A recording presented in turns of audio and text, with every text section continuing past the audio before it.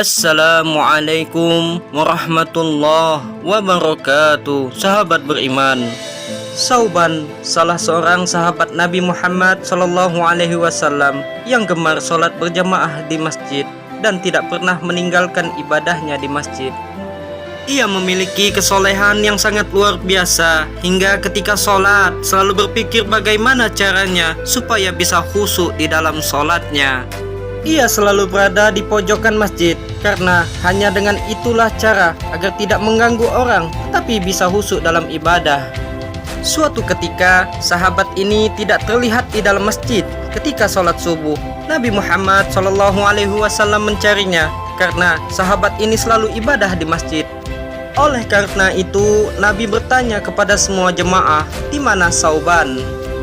Semua sahabat menjawab tidak tahu, dan Nabi menunggu Sauban datang selama beberapa saat.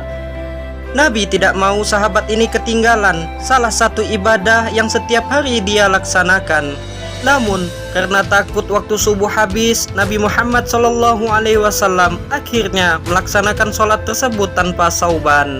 Setelah sholat, Nabi dan yang lainnya akhirnya berangkat ke rumah Sauban. Ternyata setelah ditelusuri, jarak antara rumah Sauban dengan masjid sekitar 3 jam perjalanan.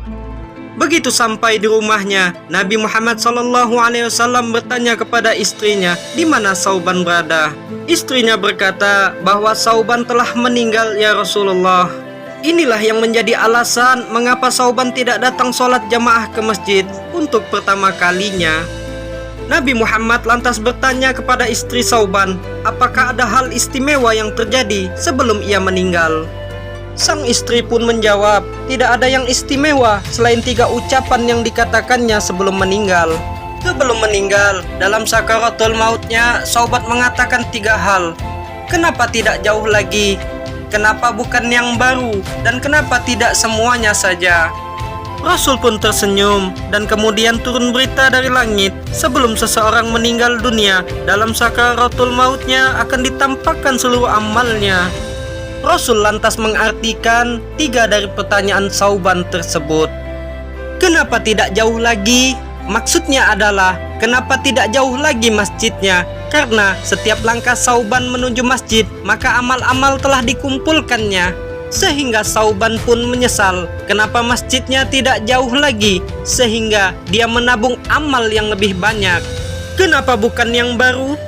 Pada musim dingin, ketika Sauban berjalan, dia menggunakan pakaian yang berlapis-lapis. Yang terluar adalah pakaian lamanya, dan yang terdalam adalah pakaian barunya. Sehingga ketika dia bertemu orang di jalan yang kedinginan, dia berikan pakaiannya. Sauban menyesal kenapa dia tidak memberikan pakaian yang baru dimilikinya. Kenapa tidak semuanya saja? Dalam hidupnya, Sauban gemar sekali bersedekah dan berbagi kebaikan kepada banyak orang. Sauban menyesal kenapa dia tidak melakukan lebih banyak lagi kebaikan.